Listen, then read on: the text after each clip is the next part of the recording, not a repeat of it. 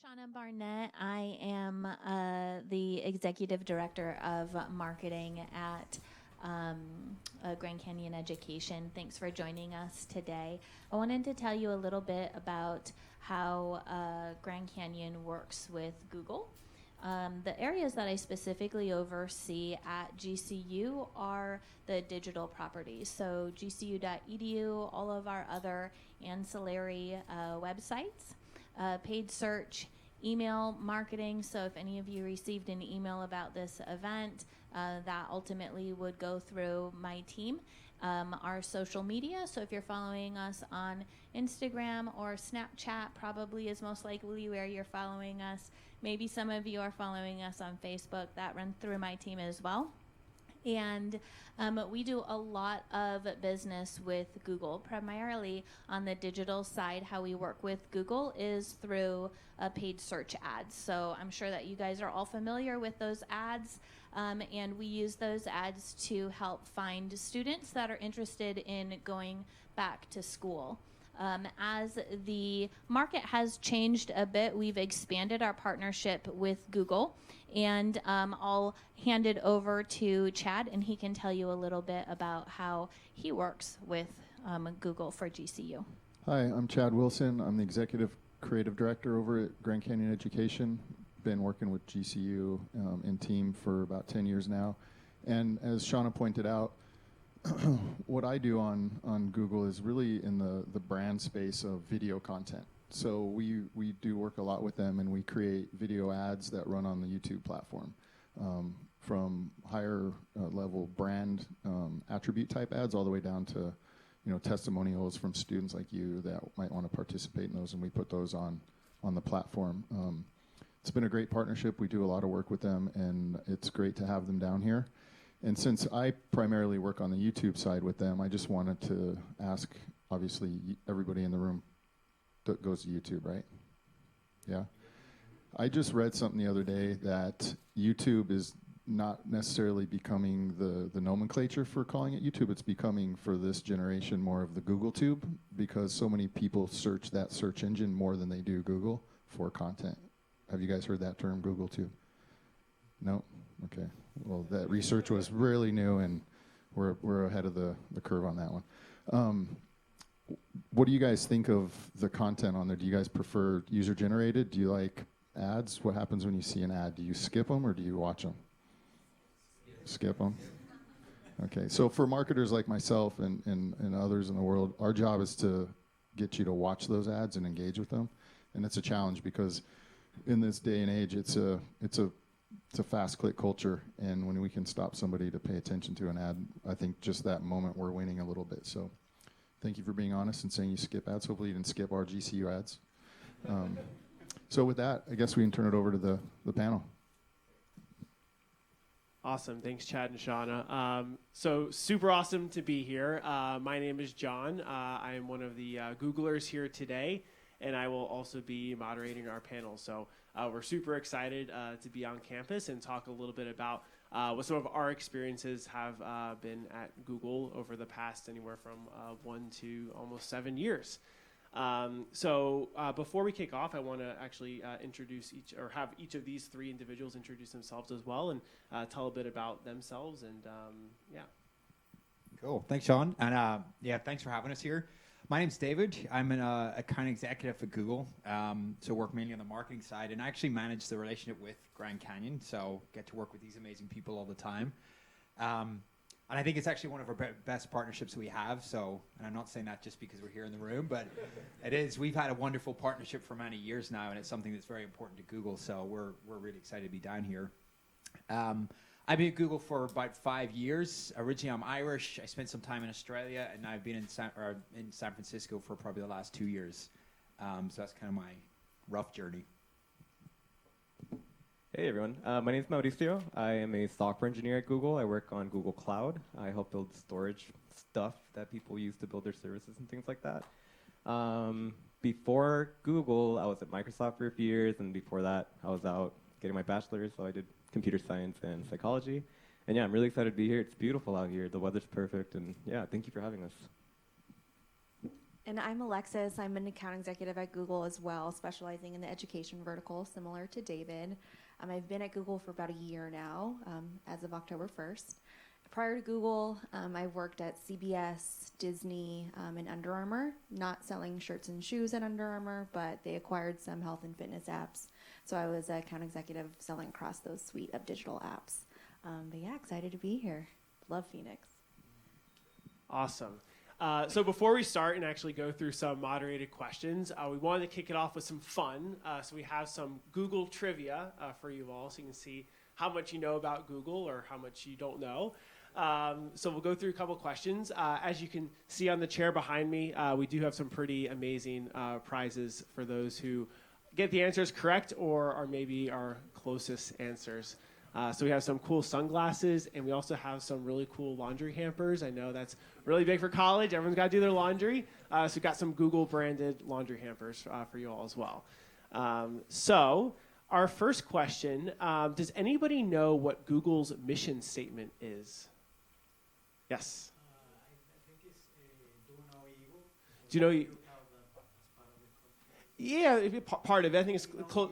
Yeah, close enough to think, get some swag, but certainly a part of it. Kind of more of a motto, but does anybody know like kind of what the larger maybe mission statement is?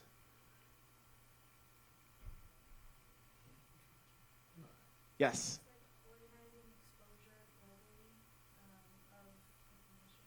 Yeah, pretty much. That's the right idea. So it's actually to organize the world's information and make it universally accessible and useful. Is kind of like the whole part of it. And I think as we are in our careers at Google, a lot of us try and think about how we actually embody that mission statement, since there are so many different roles. But what are we doing on a day-to-day to do that? So yeah, a couple swag items. You want sunglasses or laundry hamper? Laundry hamper. Okay. Very good. We'll give you a bit of both. So we got some glasses for you. Glasses for you. Easier in the front row. Makes it easy for me. And we got a couple laundry hampers as well. So you can see what... That's what we're going for.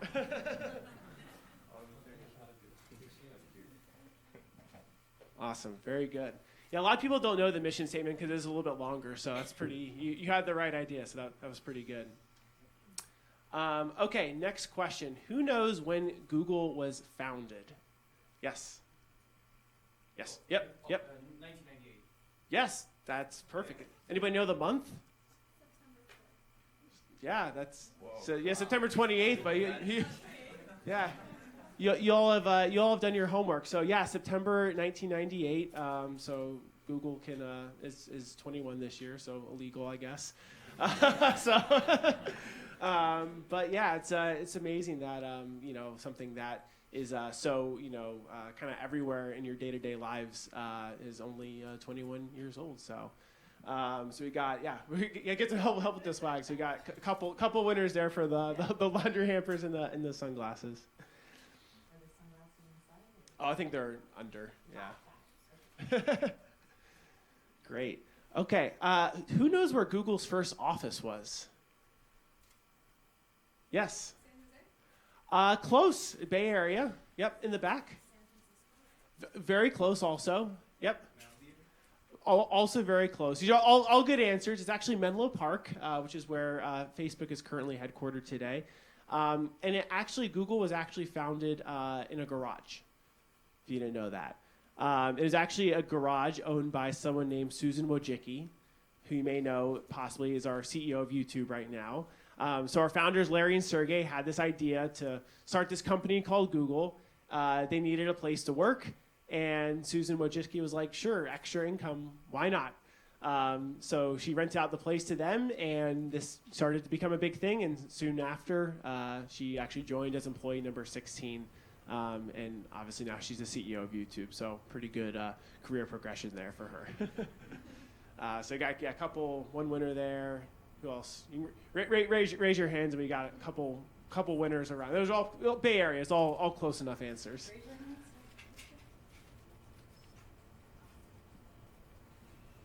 Okay, awesome.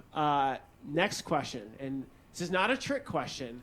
Who knows what Google's first product it was? Yes. Yes, Google search. It's not a trick question. Started as one product, and it's become so many more. We actually have 8 Google products that now have 1 billion users. Gmail, Drive, Android, Photos was actually our most recent one. So we've gone quite a bit just from our initial first product. Now, does anybody know what the second largest search engine in the world is? Yes. Not Yahoo. It's a good guess. I think sir in the back. Yes. Not Bing. In the front? Not Google Chrome. It is a Google property, though. Yes, sir? Not quite. Any other guesses? Think about what Chad was talking a little bit about before. Yes? Yes, YouTube. So there's so many people are actually searching for things on YouTube now. It's actually become the second largest search engine in the world. So pretty cool. Okay. This is a tough one, but I'm just kind of curious on the ideas. Does anybody have a guess as to what the first Google Doodle was?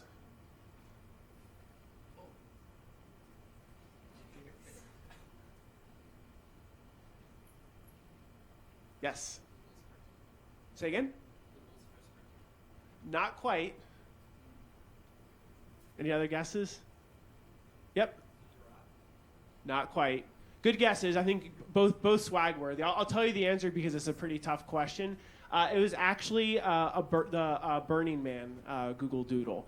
And this was actually because Larry and Sergey were out of office to go see Burning Man, and they put a little like Burning Man person in the O of Google, and that was their symbol that they were OOO and we're not going to be checking email. So, all right, and last trivia question.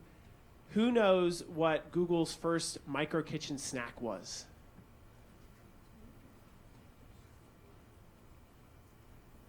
And I'll give you a hint. Think as we're getting close to Halloween, it is a type of candy.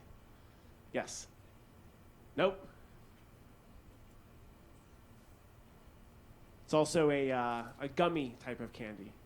Give me another. Not gummy bears. Did I hear in the back someone? No? I thought I heard it, but maybe. Yes. Not quite. Shaped like an animal. Close. Nope. Nope. It's a animal in the water. Yes, Swedish fish. Very good.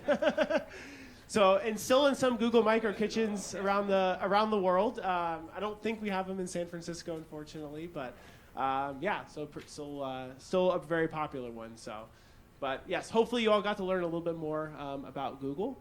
And now we'll kick it off into the career panel with these 3 lovely individuals we have here today. So the first question we did, kind of really brief intros, but maybe we can start with Alexis. But we'd love to hear, a little bit more about each of your kind of paths to Google, maybe your background, what that was like, and how you were able to get a job at Google. Yeah, so as I shared prior, the majority of my career has been focused within media, specifically digital media. Oddly enough, how I came to Google is I blindly applied on the website. I didn't know anybody. Wasn't referred by anybody. So not sure what was happening on that day, but for whatever reason, my resume got read. And then I got to do lots of rounds of interviews. And here I am today. I think what's most unique potentially about my path at Google is, and something that I think Google really admires, is that outside perspective. So bringing things that I've learned potentially from other companies, other managers, mentors, and kind of just bringing those insights to round out the team better. So yeah, that's a little bit about my journey at Google. Yeah. So yeah, I'm a software developer. It was not a straight path to get there at all. I love to tell this story, but I failed my first computer science exam in college, believe it or not, and just stuck with it because I enjoyed it so much. You learn more from failure than you do from successes, right? So stick with it if it's something that you're really passionate about, right? I did not get a bachelor's of science. I got a bachelor of arts because I went to liberal arts college, and I also did a minor in psychology. So bit of a weirdo, to be honest, but that's okay. So I graduated. Actually, the first thing I did at Google, I did a summer program. So y'all should look at the summer programs; they're really good. I did a 1-week summer program. It was really short for freshmen. And that was kind of my first exposure. And I was like, oh my God, this place is so amazing. I want to go here. So when I was graduating, I applied, got rejected. But I ended up going to Microsoft, which is really cool, which is even a funny story as well, because I show up to the interview and they're like, all right, everyone here is applying for Azure. And I'm like, what's Azure? And they're like, it's the cloud. And I was like, what's the cloud? So I didn't know anything, but managed to get the job and learn about the cloud, and I'm still doing that now. But then, yeah, after a year and a half at Microsoft, I applied to Google, got rejected again. And then I learned a lot from those 2 rejections and came in the 3rd time and finally was able to get it. So anyways, you just kind of have to keep going. Don't expect it to be easy. If you're not failing, you're probably not learning or pushing yourself as much as you should be, right? So I love the saying of like, if you're afraid of failure, you're afraid of success, right? So anyways. Good line. I probably took a long and winding road to get to Google. So I'm Irish. I studied business in Dublin in Ireland. I didn't really know what I was going to do. I ended up going into finance and actually trained with Deloitte as a CPA, which I was always pretty bad at.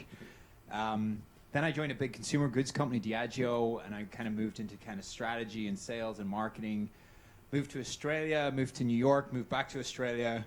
That was many years. And then I think at the time I was just like super passionate about technology, and I was like, I think I want to change it up. And so I think, when you think technology, I was like, well, I'd love to work for Google. I was probably different to Alexis. I was like, I want to work for Google. So I did actually start reaching out and networking and see who I knew in there, because their interviews are brutal. And that really helped. I think that networking part to just even get the inside line on what do they care about, trying to get your name in there was a massive help. So eventually I got into Google Australia, and then 2 years ago I moved to Google San Francisco, which is where I am now. That's been my journey. Awesome, great. So we heard a little bit about your journeys and kind of what got you to where you are today.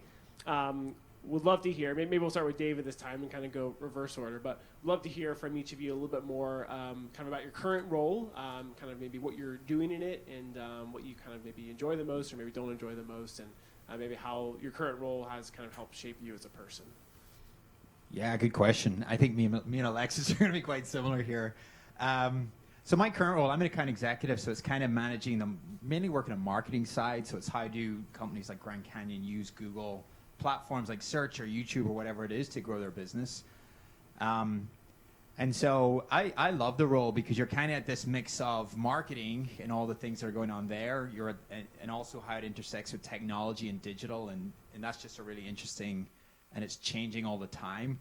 I think the other part is that Google just keeps getting involved in more and more things. So, you just talk about search, but now you're talking about YouTube, you're talking about the cloud, you're talking about all these different new products and things that we're doing, and so you have to kind of stay up to speed with all this stuff all the time. So it's very fast paced, which is awesome. You get to work with a lot of interesting people across the wider Google, which is really cool. You get to work with amazing partners like Grand Canyon. So that's probably the good parts of the role. I think the challenges to the role are it's intense. It is very fast paced. So you're never off. But you just try and kind of balance that as best you can. It was about current role, right, and what I do? Okay, so I'm a software developer. So I sit in a dark room and I stare at no, I'm just kidding. So being a software engineer is a lot of stuff. I mean, writing code is kind of the thing that I'm meant to be doing, but that also entails a lot of other things. So I write a lot of design documents, so I design systems. Specifically, I work on really, really fast memory. So customers, like big customers, will use Google Cloud to build their websites, their apps, things like that. And they need things to be really fast. But they also need things not to go down, right? Outages suck, and you can imagine Google search going down, that'd be like, whoa, So on any given day, it's a lot of meetings, a lot of discussions, a lot of writing documents. I get to work with people all over the world as well. So we have site reliability to maintain our services up and running. So we coordinate with them. And then, of course, when I have time in my day, I'll try and write some code too. But yeah, that's most of what I do.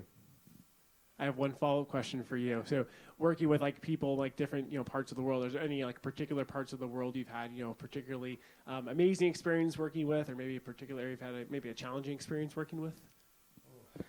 Yeah, I mean, so I work primarily with people based out of, actually, funnily, Dublin and also Sydney.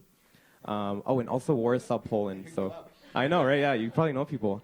No, they've been fantastic. They've been so amazing, and like they're, honestly, they're very accommodating. I think the toughest thing is just time, and I think this is true just generally, right, for us. So we have TGIF, is the big old company meeting. It's thank God it's Friday, and we celebrate it on Thursday.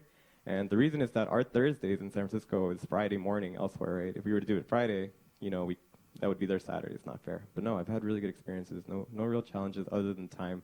Oh, I had a mentee in Israel, and I had to get up at 6 in the morning because I was like, there's 6 p.m. or something. So that was to meet because that's the only time that works. But yeah, overall, really cool experience. And I guess just to echo what David said, I think as an account executive, it's really our job to bring the best of Google to our clients. So whether that's just new consumption habits, research, deep insights, to like new technology platforms to make sure that they're attributing their marketing dollars appropriately. I think that's what really our job is to do, since Google is massive and it's changing constantly. So how can we continue to push our clients to be on the forefront of marketing technology to help them achieve like their business goals? Awesome. So as you also think about your current role, or it could possibly be unrelated, when you think about maybe your favorite thing or maybe your proudest thing about working at Google, what is that thing that maybe like really gets you up in the morning? Maybe we can start with Alexis. Besides the free food? Besides the free food. Yeah, I think the coolest thing about Google is, I would say like the inclusive culture is, I haven't experienced this at any other company before, but it's highly encouraged for you to network within Google, meet new people, find out what different roles are. There's so many different opportunities, and it's really, really encouraged for you to learn more, challenge yourself, find out what you're passionate about. I think that is the coolest thing about Google, and that's kind of why I really wanted to work there to begin with, is just the longevity for like a career. So yeah. So for me, I think the coolest thing that I like a lot about Google is one that like it's like a fantastic place to learn and grow. Like it's just insane the number of resources we have to like develop ourselves professionally. But in addition to that, like as you're developing what I like to call like these superpowers, right? Like as you grow the skill sets you want, they've really pushed me and other people to branch out and try to see where else you can apply these things, right? So for me, that's been a lot of outreach and trying to like help other people like be software engineers and things like that. That's something that I'm passionate about and excited about. And I'm here, right? Like my manager's like, go, like please do, like have fun, like it'll be great. So that's really cool. Yeah, I think I would definitely echo that. But I think my favorite thing about Google is because things move so fast, they're just always willing to try new things. Like if you have an idea, they'll be like, yeah, let's try it and see what happens.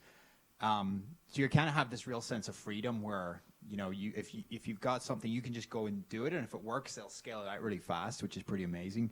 I've certainly been in, had the chance to work in different companies where it was kind of like, this is our way of doing things. And if you ever wanted to change that, like good luck, it would take years. No one was interested. They were like, this works. We're just going to keep the way it is. And so it could get really frustrating if you're like, well, I think there's a better way of doing it, or we should try something different. It was like really hard to actually make any of that happen. Whereas, and Google, even though it's big now, there's like a lot of employees, they kind of try and push down a ton of autonomy to be like, hey, if you guys want to just do it, just go do it. You don't need approval from a million people. It's just like, try it. And if it doesn't work, whatever, let's try something new. So that's really cool. I think it's kind of keeps it pretty exciting and fresh all the time. Yeah, that's great. Then definitely echo some of those thoughts about it. Like the autonomy is definitely a big one. So shifting also to perks. So we've all probably heard there's a lot of cool perks at Google. Would love to hear from each of you about maybe your favorite or maybe your two favorite perks that you enjoy that is really important to your well-being at Google. Maybe we can start with David. The perks are insane. They're so good. I mean, the food, the coffee, we got gyms on site, all this kind of stuff. I think it's funny about the perks because they're amazing, and it's so nice to have that. And I still remember the world where I didn't have any of that stuff, so I can kind of half appreciate it. But it's so funny that you just get used to what you have. That in our office in San Francisco, even though we have this free cafe and it does like all this food every day, people have started moaning that they don't like that particular thing on the menu. And it's funny that you just still get that, even though they're providing free food for everyone, people still start get used to it and just start moaning about it. So I think for me, those perks are incredible. And I try and remember, like, this is lucky to have this stuff, and that's not just take it for granted. Yeah, I think for me, absolutely agree with that. You know, you get kind of used to having these things, but I really appreciate how they cater to health for me personally. So, like, you know, having like mental health wellness centers like right on campus, or having doctors. Like, I went upstairs, got my flu shot, came back downstairs. You know, that was really cool. Having the gym on site, being able to shower in the mornings, all these things are really great, and I think have really helped keep me healthy. And the food's healthy. The food's actually really healthy and really delicious. So, like, no complaints on my end. Yeah. Yeah, all of that is great. Not to sound too pretentious or anything, but we do provide massages on campus also, which is kind of wild. I haven't gotten it yet. I kind of still grappling with the fact I feel like it's kind of weird to get a massage at work. But, I mean, that is a pretty awesome perk to have. But, yeah, food, you can't beat the food. Yeah, you get, I think, is it like 60 minutes like every year on your Google anniversary, your Googleversary. So that's definitely a big one. Okay, great. I think one more question. We want to save a lot of time for Q&A and kind of hear, from you all kind of like what's top of mind and kind of, what questions that you want to kind of ask the panel kind of about their careers and their experiences at Google. So start thinking about what questions you have. I do have more questions prepared if you don't have questions, but hopefully you all have a lot of questions. But so last question before we move into Q&A from you all is, I think, taking a step back and reflecting to when the three of you were maybe in the shoes of the room that we're seeing right now in your sophomore, junior, senior, or freshman even in college. I'm thinking about kind of like what's the next step in your life, post-college. So kind of thinking back and putting yourself in the shoes of when you were in college, what's one key piece of advice that you might give to your college self now, looking back? Yeah, I think what's been most surprising over my career is how willing people are to help. I've sent messages through LinkedIn asking for informational interviews. Like David was saying earlier, the more you try to network, I think you'd just be really surprised on how many people have been in your shoes before and are more than happy to help, answer any questions, refer you to a job, give you a little more insight in terms of how they got there, suggestions on interview tips, resume tips. I think that is like the most important thing. If I can give my college self some advice is, don't be afraid just to ask. And I think you'd be surprised by how willing people are to help you out. Cool. Yeah, 100% agree. Networking and all that, super, super, super important. I guess I have like two small things. Like the first one is just always take care of yourself no matter what, right? You ought to be your number one. You might care about a lot of things, but if you fall apart, they all fall apart. So, mental health, physical health, take care of it. But the second thing too is just that your path to wherever it is that you might end up, it could be Google, it could be, anywhere else, or you might start your own thing. It doesn't have to look like anybody else's, right? I think I mentioned early on that I was a software developer at a liberal arts college who liked psychology, and for a while I was like embarrassed. I was like, that's not what I should be doing. I should be reading about compilers or something. That's what all my friends are doing. And it doesn't have to be that way. You can learn from them, right? But really try to appreciate your strengths and your individuality, right? I think you were saying earlier that something that stuck out for you was just the breadth of experiences that you've had and how they're so unique. Those things are all super valuable, right? So value yourself, value your individuality, grow your strengths, learn from others. But it doesn't have to follow any preset path.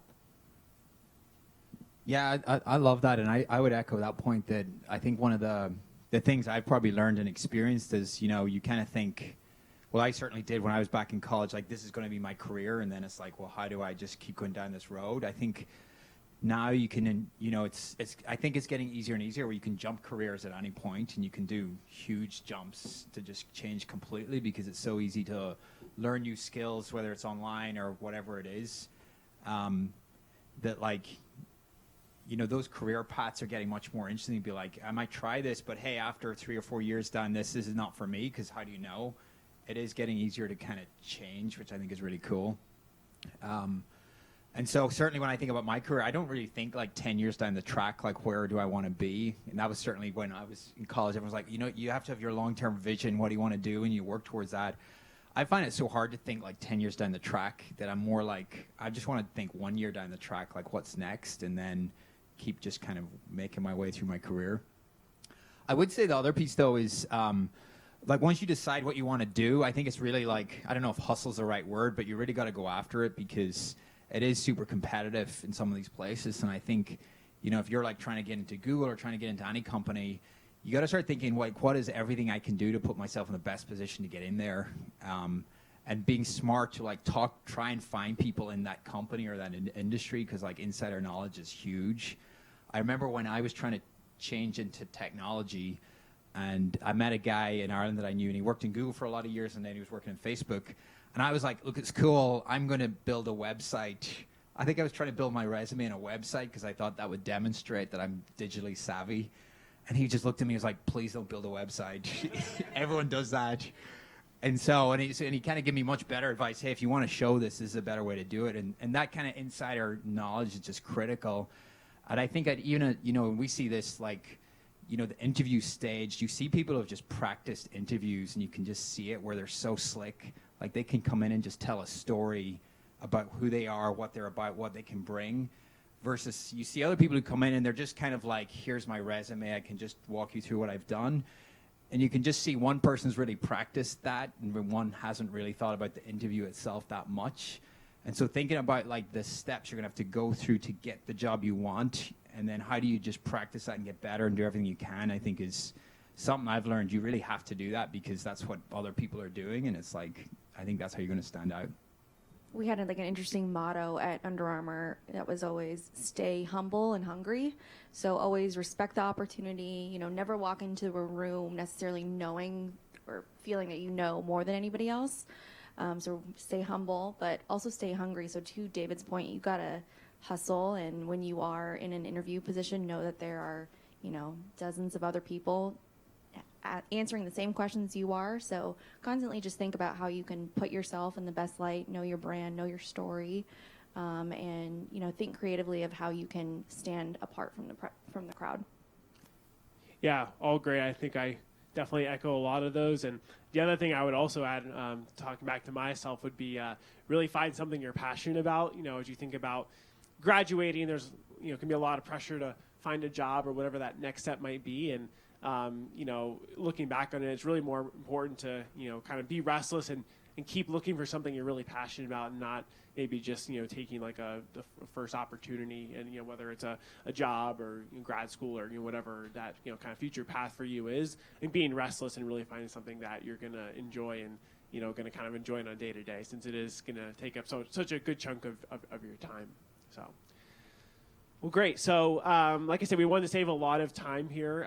You know, we got about, you know, a little over 20 minutes left, but really wanted to hear what was top of mind for you all, and kind of what questions that you have for the panelists about Google, about their experiences at Google.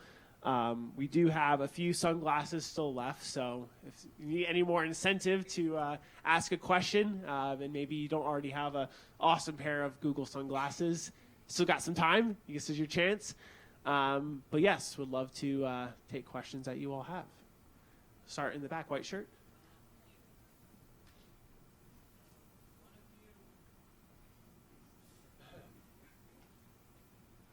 One of you mentioned how the interview process was brutal. Like, what sets Google's interview process apart from like a standard interview process that you go through for a different company? Well, I made the brutal comment, so I'll give a take on. I think I had to go through like 8 rounds to get in, and so it's very long to start with. But also, I think they certainly what I saw before, like the people interviewing was probably your team, like your manager and maybe some of your team would interview. At Google, they try and make it a bit less biased, so you have to talk to somebody who's in totally different teams. You have to talk to maybe people in different countries, and they're all trying to ask quite different questions. So some of them might be like, you know, demonstrate your leadership abilities, or some of them might be like, can you just work through problems? They'd still do some of those weird Google questions Like, I think somebody was like, how many golf balls could fit in a school bus? Or I got asked, I think, how much would you charge me to paint this room? And you have to kind of build out why you get to that number. And they do a lot of behavioral questions like, what would you do in this situation? What would you do in that situation?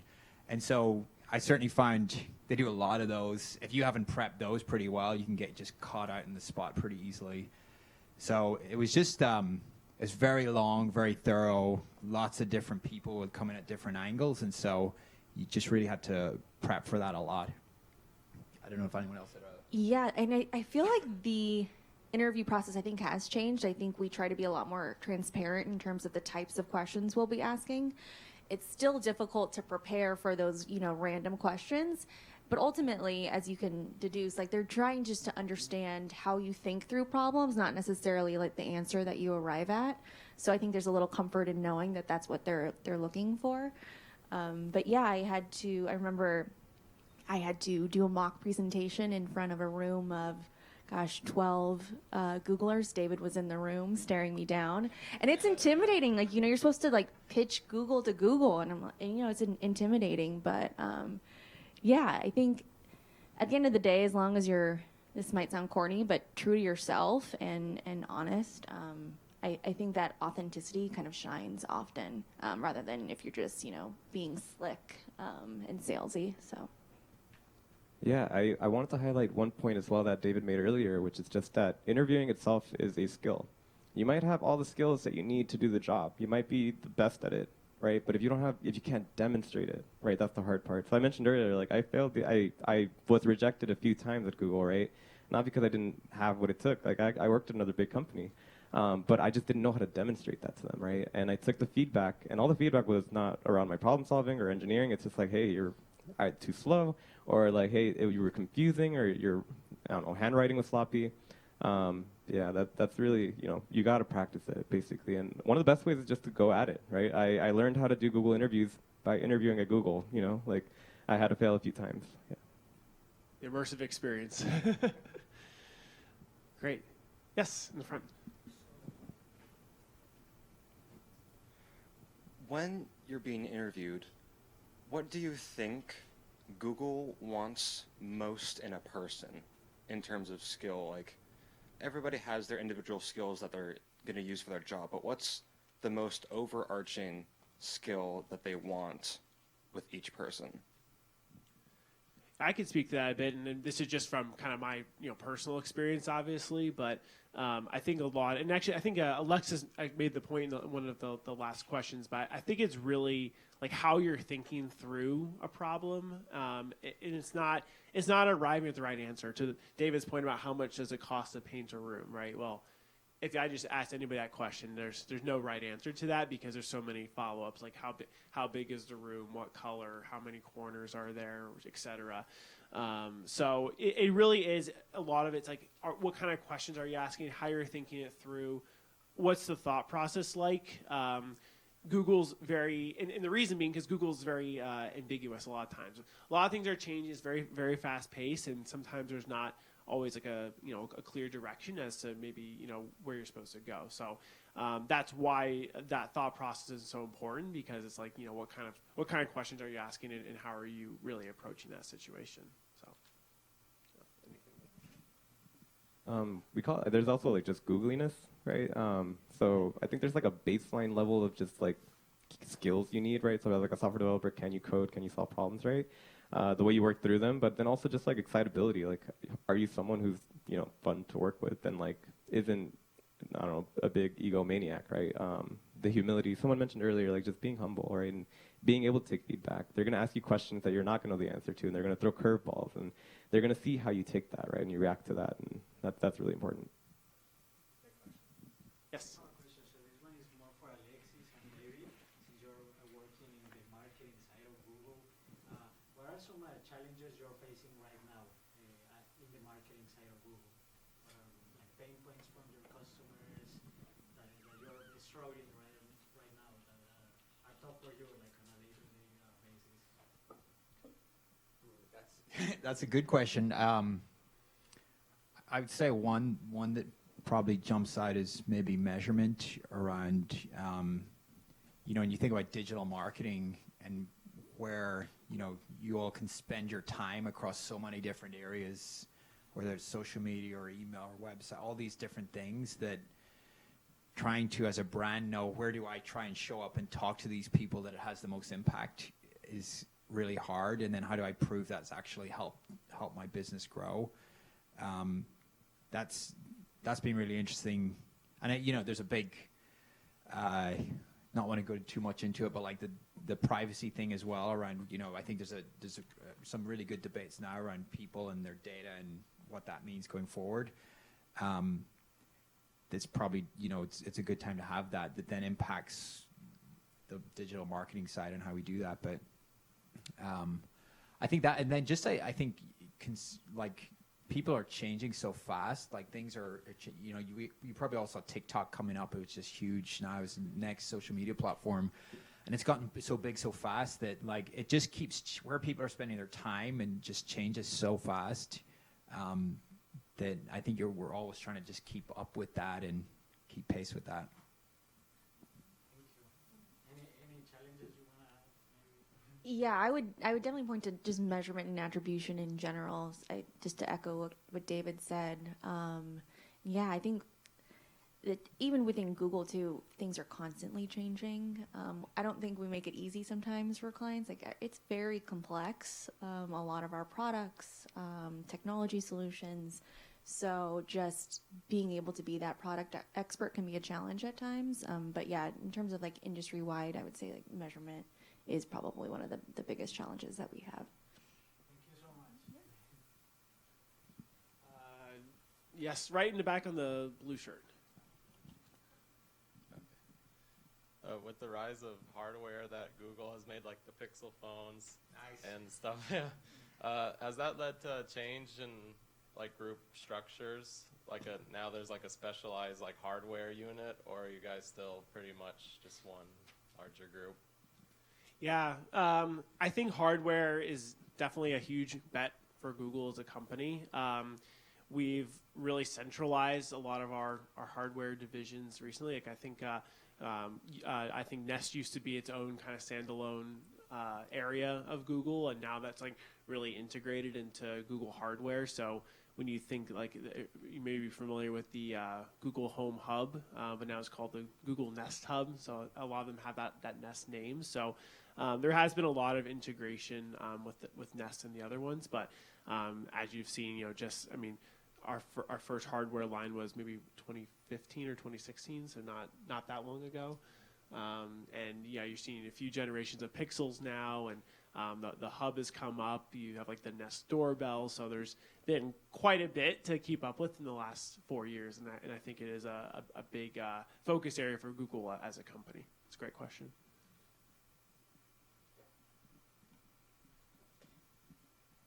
My question is, in Google, is there a work-life balance? Because I know everything is changing, and I'm asking that concerning the nature of the work in Google.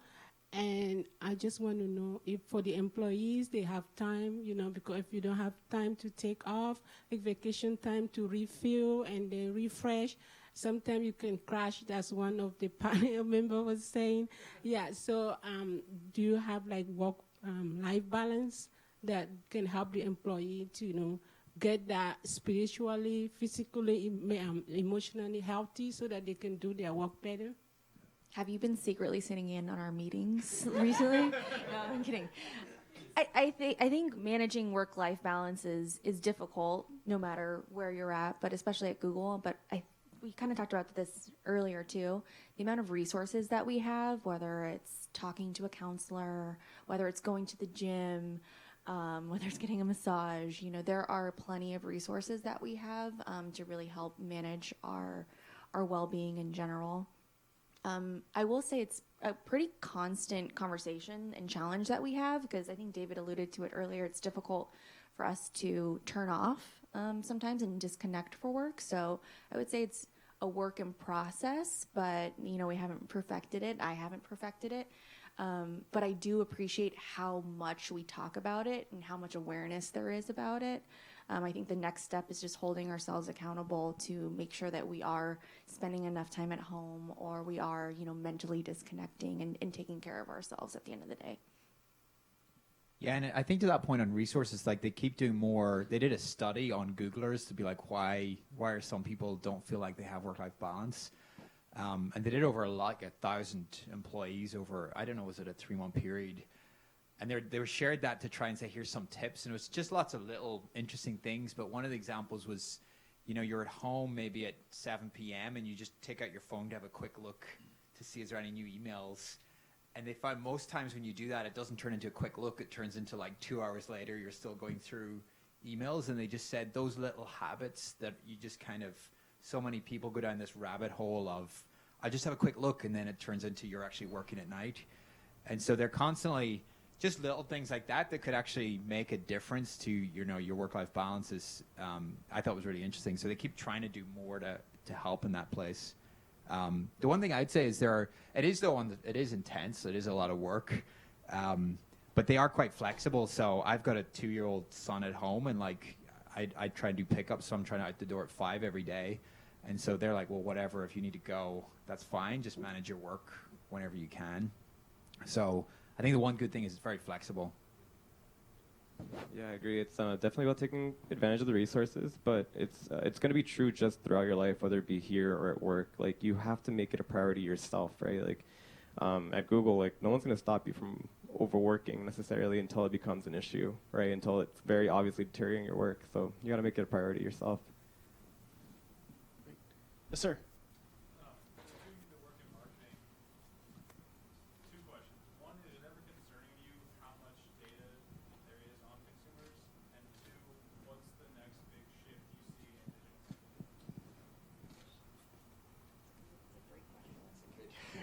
Good question. I think time's up.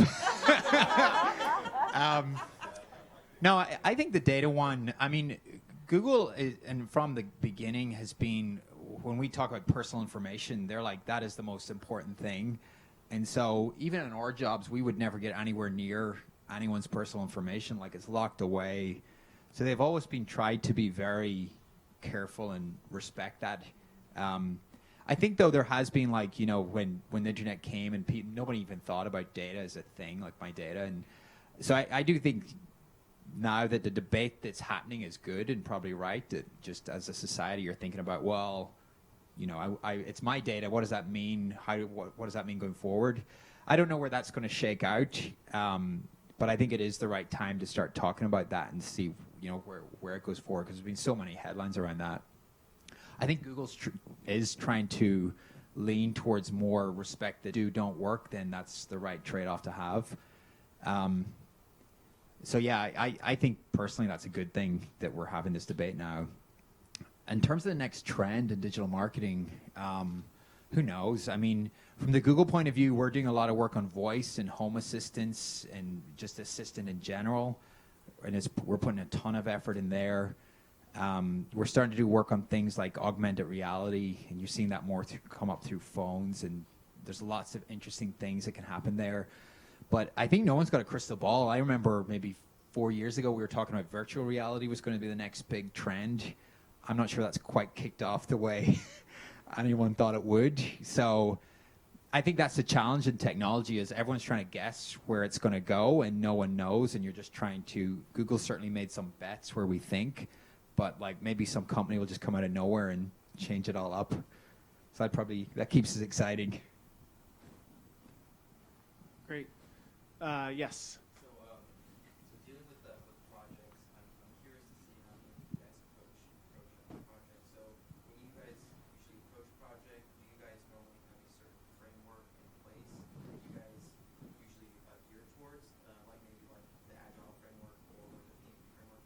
Is that something you guys utilize, or is there something Google tells you that you guys should be using this framework or something like this going through with the project? On the engineering side, right, I think most teams have started taking on Agile. So we do sprints and planning, and then we do retrospectives, and we do stand-ups. So for people, like, sprints are like 2 week chunks or week-long chunks where you just say, here's what I'm going to try and accomplish, right? And the planning phase is longer. So usually it's like anywhere from 3 to 6 months where you're like, I'm going to try and deliver this thing. And then you break it up into these sprints. And the stand-ups are like very quick, short bursts, like meetups where you're literally standing up because if it's too long, you're going to get tired, right? Where you say, I'm blocked on this and here's my status, right? And the whole idea is to unblock you if you're stuck, right? So that's for the team and for organizations, and you have it in larger scopes. In terms of personal planning, that's something that you kind of have to figure out as you go, you know, and that's actually something I'm struggling with myself at the moment, right? Is that the way I approach projects that I can take on by myself is very different from when I have to think about myself and also other teams and also SRE and also like I have another dev that's working on the project that I designed. So, you know, you kind of have to develop that for yourself. There's no set way, so you kind of just have to, I don't know, read and think and ask. Yeah. How about you guys? Yeah, as David kind of alluded to this earlier too, it's really on you to kind of, and I think John said this, like thrive in those ambiguous situations and figure out what works best for you. I feel like every time we do team planning, it's never been consistent. We've always have been shaking up what works well, what doesn't work well. Feedback is a big part of our culture at Google, and I think that also applies to kind of our planning process and constantly kind of like reinventing the wheel, figuring out what works best, what doesn't. So in terms of like sticking to a framework, I wouldn't say that we do that ever. Great. Yes, sir. Yeah, in the green shirt. Yep. Mine's kind of a two-parter. In terms of interviews, what would that look like in terms of getting a computer science or engineering-related job? And the second part is, what if you want to take that and go into a field in augmented reality development? Yeah, so there are a ton of resources online. So I'm gonna give a very short answer on it. So for me, it was usually 1 or 2 phone screens after you kind of have that initial contact with the recruiter, and then from there it's an on-site day where you have 5 to 6 interviews. I think it's 5, 4 of them coding, and you work through a problem. We actually try really hard to find questions that you've never heard before because the whole point is to figure out how you solve problems. And the thing is that really truly measures like what we do every day. Like there's no book on how to build the cloud because we're inventing it right now. So you have to kind of be able to think through it. But yeah, if you have more specific questions, like we can chat afterwards too about engineering and like the interview process and stuff like that. Great. Yes, in the black hoodie, I think. Yeah. Does it work? Okay, cool. What, for each of you, what is the most fulfilling part of your job, like personally? For me, like what I seek out in a career opportunity is to constantly be challenged and learning and growing. I think every time that I've had the itch to leave a job is when I've felt pretty comfortable. So I think the most fulfilling part of working at Google is like that uncomfortable feeling and being able to, I don't know, really step up to the plate and push myself and just constantly learn. Fulfilling. I think that's a good question, man. For me, same thing, right? Like it's about constantly being challenged, but I think going beyond that, as well as also feeling like there's some form of purpose behind it. So, I build infrastructure tooling, really cool, right? But actually, that helps people build their businesses, right? And we can work with nonprofits and help them grow and develop as well. And making sure that these things are always available and things like that is really important. And additionally, like it's kind of helping me kind of broaden what I want to work on going forward as well. So that's also been really fulfilling. It's feeling like I'm growing towards something. I might not know what it is yet, but I know I'm growing. Yeah, I think for me, I do like the purpose thing is a big one for me, that like what Google's doing, because one, I just think the products are amazing and actually so helpful. But then some of the other parts of Google, like we have a big health company called Verily that it's doing pretty amazing, like multi-year research that it'd be very hard for them to get funding from that anywhere else. So it is some cool stuff. I think more day to day, it's just I think seeing some of the impact you can make, because some of these bigger projects, like they're really hard. You're trying to bring all these people together, but then seeing you can just do stuff and see that impact out there is really cool feeling. We got time for maybe 2 more questions. Yeah, way in the back. Hi, my name is Shiva. First of all, thank you so much for coming out here and giving us a glimpse of working at Google, and I really appreciate. So I have around 10 years of experience in banking, retail banking, corporate banking. I'm from India, so most of my job was into banking. And now I decided to move out of banking. I want to, bring all my experience, convert that customer experience into user experience. Thank God someone talked about Agile today. Thank you. So all that idea phase coming from Epic all the way, fragmenting into, multiple sprints, program increments. You do all the sprints, you can show the product review and retro, and So I'm coming from a non-engineering background, which I don't know much of coding. I'm very interested in designing a product. It can be UI, UX. There are so many frameworks, as he was talking about. It depends upon the product to product, project to project, setup to setup, what framework you will be using it. People like us who doesn't have a coding experience want to become a part of product. And I'm a Scrum certified product owner, Scrum Master. I'm on the way to get a PMP certification. Being a Google, such a big company into corporate America, how does having this skill set where we can step into a company like and attending into this, what are the probabilities? Because we will be not having real-time exposure into the product until you are in the product, because that idea may go into different products, different projects altogether itself. What are the probabilities, and how Google will encourage people like us?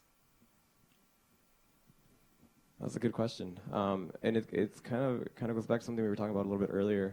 And actually, my professor, when I was applying to Google the first time for that summer program, sent me an email. I can show you guys the screenshot. But it was, hey, you should apply. The chances are slim, but they're zero if you don't apply. So really, I mean, that's very accurate, right? Like the chances for anyone really are pretty slim, but they are zero if you don't apply. And it may not be a direct route, right? Like you might not be able to walk up to Google right now, knock on the door and say, hey, I want a job, and they're going to give it to you. You may need to, get some experience and other things like that, but that doesn't mean you should just, not try, right? So I say go for it, like definitely apply yourself, go, fail a few times, get experience, build your skill set, and then I make it so that you should be aware that any employer is lucky to have you, right? You're a very hardworking person, right? Build those skills and then demonstrate it, right? And yeah, you can get there. One more? Yes, in the back.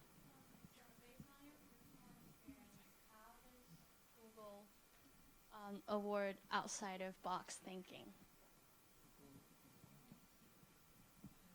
I think they love it. It's something they push so much. We've got this concept of 10x that you might have heard, where it flows through the whole business, that if you're doing something new, like how can you 10x it or make it 10 times bigger? And I think that's flowing through into all our product side, but even across the whole business is like, hey, we're doing this thing, how can we make it 10x bigger? And which normally means some sort of out-of-the-box thinking, like it's not just keep doing the same thing we've always done. They have what I love about them, they have that tech culture of like, if we have an idea, let's just test it quickly and test it small and see if it works. Like, let's not just debate it internally for months and months. Let's just try and what can we build quickly and get it out there. And if it works, and then let's scale it out. But I think they love, I've seen so many examples, they love out-of-the-box thinking. They love people who, and I think to Alexa's point, like coming in with different perspectives and like having a completely different background is amazing, because then if you're coming in there with like no one's thought about this before, that's seen as a really, really positive thing. Well, awesome. I believe we are at time, but thank you all so much for coming. One last quick ask before we all go is we want to get a selfie with all of you. So if you don't mind, give us 1 second. We're going to take that, and you can all put on your best smiles for our official picture. Stand up.